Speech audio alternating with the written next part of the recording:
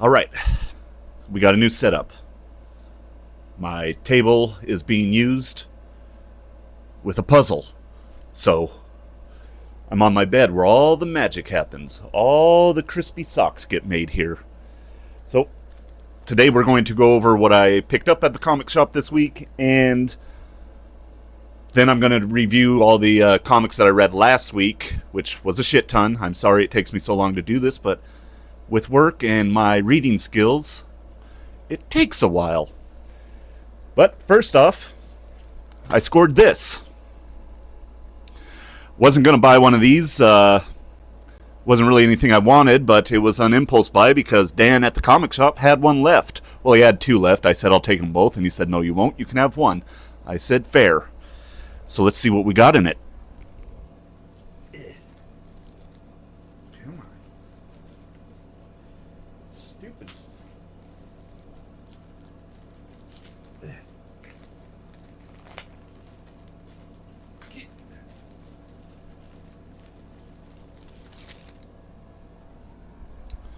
Guys, is it a good one?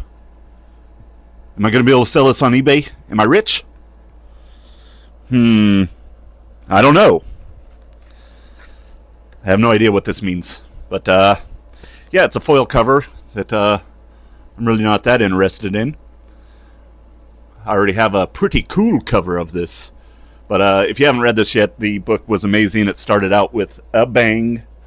And then I had this gifted to me. The Deadpool Batman Punisher cover. I really wanted this, but my store did not get this one in. So I got the Green Arrow one, which I was super psyched about, but this is really cool. Thanks, John. Alright, now let's go over what we picked up today. We grabbed Green Lantern Corps. If this is not better than the last issue, this is getting cut. You hear me? Which, I'd hate to say that because I really love Green Lantern, but Green Lantern Corps just has not been that great. And there's a lot of great stuff out right now. Then we got Heatseeker Expose, a gun hunting story. These are really fun spy mystery books, if you are into something like that. Little Nightmares Descent to Nowhere. This is a heavy independent week because I made a life choice. I have cut all Marvel except for Ultimate Spider-Man, which I think only has a few issues left, and Moon Knight, which has been incredible for a couple years now. If you're not reading Moon Knight and you're a Marvel fan, or even if you're not a Marvel fan, you should definitely check out what they're doing with Moon Knight because he's amazing.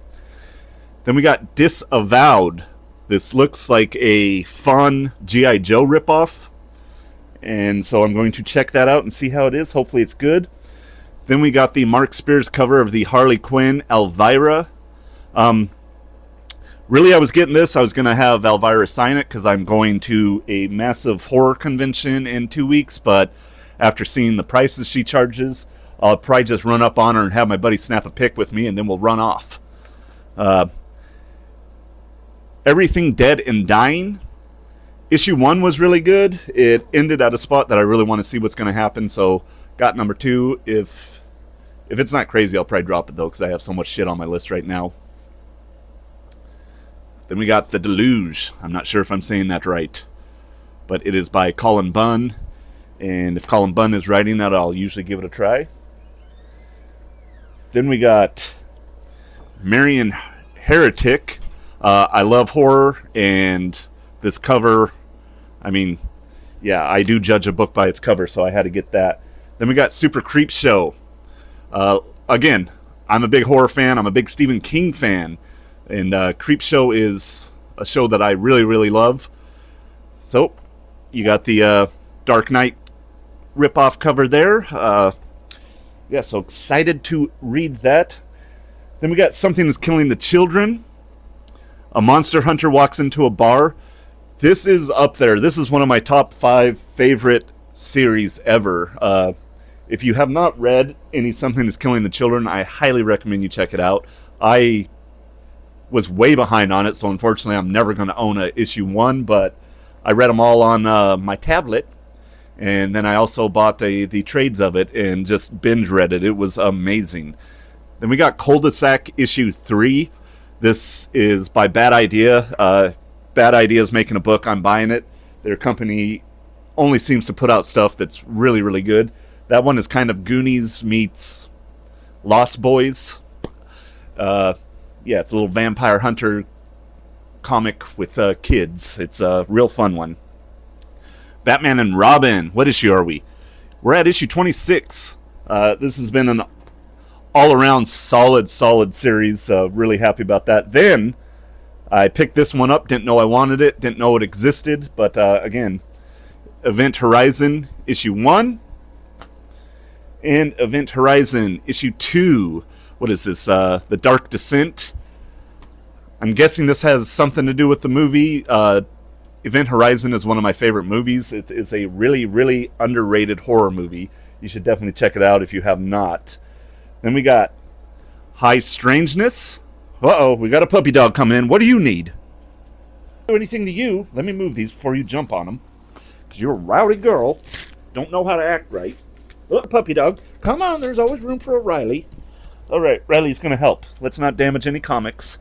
I don't want to curse at you on camera. That would look a real bad look. Yeah, that would be a real bad look if I cursed at you on camera. Then this is the DCKO cover I chose. Love this. God,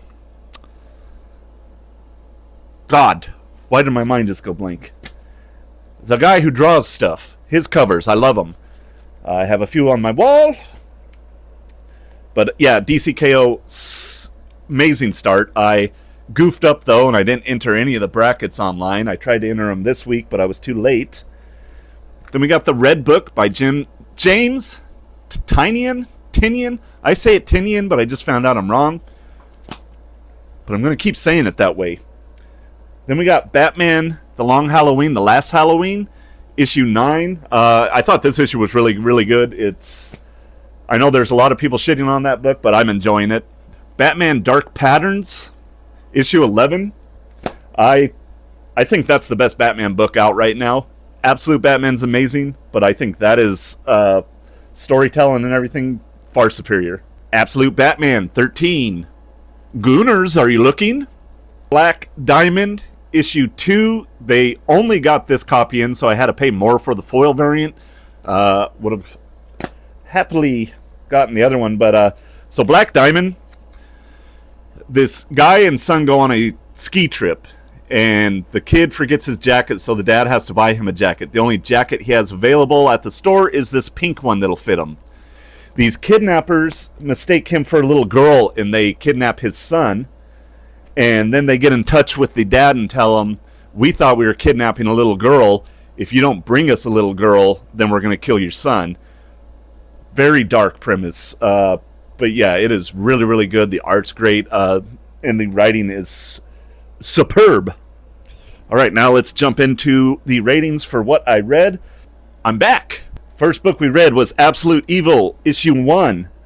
I rated it a 4.5, and Comic Geeks rated it a 4.5. This was some of the best writing I've experienced this year from a comic book. Just incredible.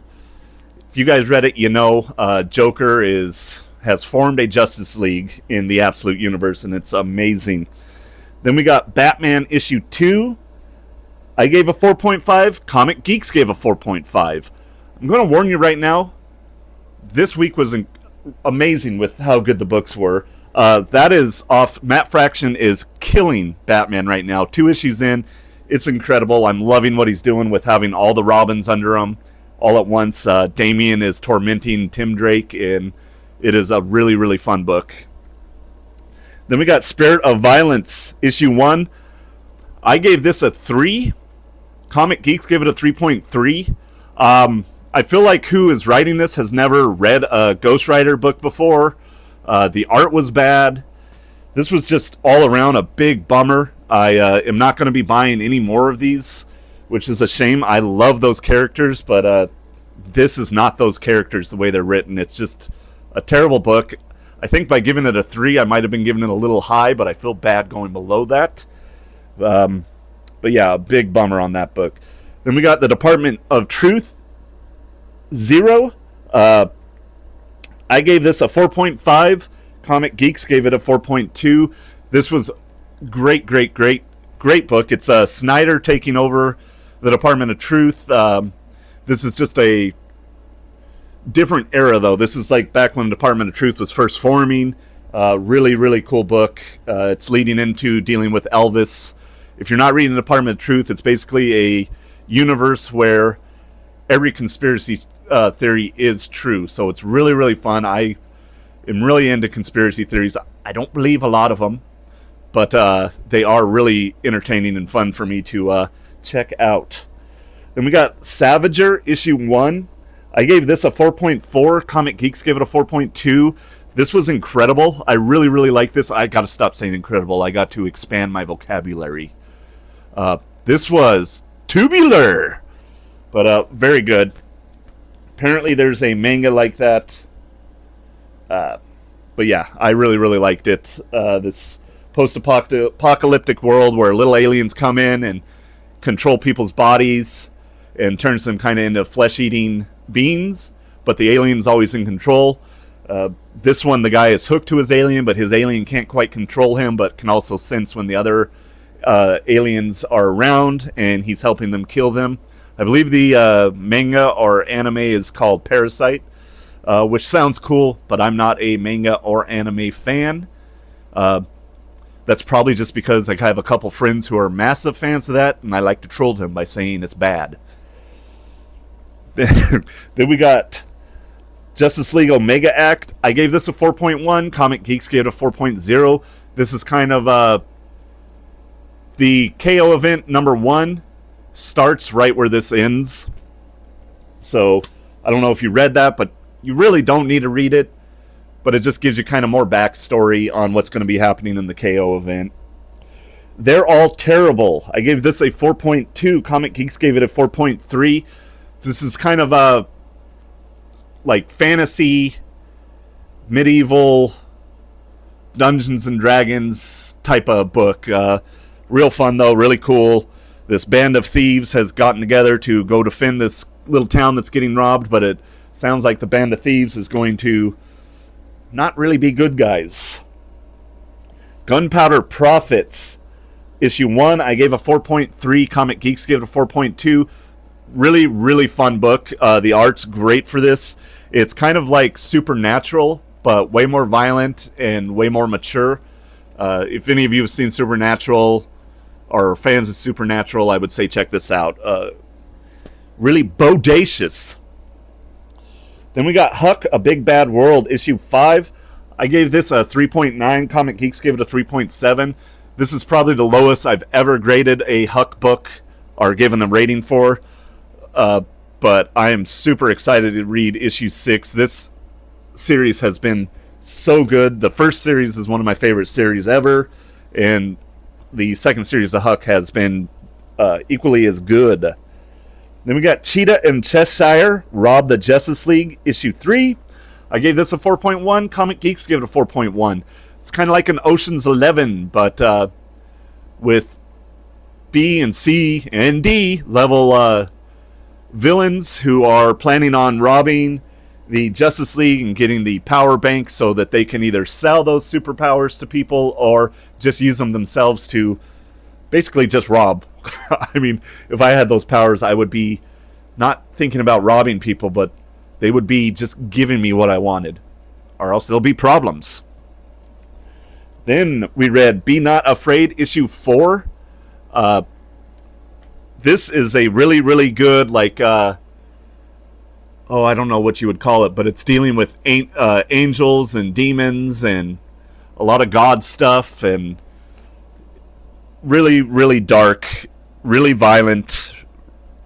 Just a great book, though. If you like Prophet, any of those kind of more bad angels, fallen angels, really good book, though. The art is incredible in that, and I think there's a few more issues left, and it's dealing with a cult that called on this demon who others thought might be a god, but he's not. He's a bad boy. Batgirl issue 12. I gave this a 4. Comic Geeks gave it a 3.7. This is Batgirl series is giving Cassandra Cain such an amazing amazing universe. It's really building on all her backstory and everything, and I think going forward she's just going to be a more in-depth character because of this series, and I've really, really liked it so far. Then we got Kill All Immortals, issue 1. I gave a 4. Comic Geeks has this at a 4.1. This is about a group of Vikings that it's set in modern day, but there are immortals, and they have kind of rose to become the most powerful family, wealthiest family in the world, but their powers for being immortal has been stripped from them, and there's like a few other families that have the same ability, and it looks like they're going to be making power moves on them because they have a hunch that they are no longer immortals, and they're going to try to take over for them. Then we got Absolute Green Lantern, issue 7. I gave this a 3.7. Comic Geeks gave it a 3.8. It's a good story, but I was kind of hoping for a lot more out of an Absolute Green Lantern, just with as good as Absolute Wonder Woman, Absolute Batman, and Absolute Superman are. This is one of the weaker ones. It is better than Absolute Flash. I'd say by a good amount, but it's the second worst book that they've done. So hopefully it starts picking up. We're starting to get all the finally people with powers and stuff in this universe, but yeah, I'm hoping it really picks up, because right now I'm a little bummed out with it. Then we got Love Struck, issue 3. I gave it a 4.2. Comic Geeks gave it a nothing. There is no rating for this on Comic Geeks right now. I've really been enjoying this. This lady is kind of trying to help Cupid, and this Cupid is really a fuck up. And yeah, I don't want to say too much just in case you do decide to read it, but it's a funny, mature book about just what Cupid does. And this lady's along for the ride, and she is very annoyed with Cupid. So it's just like a buddy cop funny thing. That's why you're here. Those awesome ratings, reviews. All right, and then the last book, Absolute Superman, issue 12. I gave this a 4.2. Comic Geeks gave it a 4.3. This really, really good. All you who are reading Absolute Superman know how good it is. The way Absolute Superman, Wonder Woman, and Batman work is whichever one I read last is my favorite Absolute book currently. But yeah, I'm so excited about the Absolute Universe. Comic-Con is going on right now in New York. I'm hoping we get some more info about that.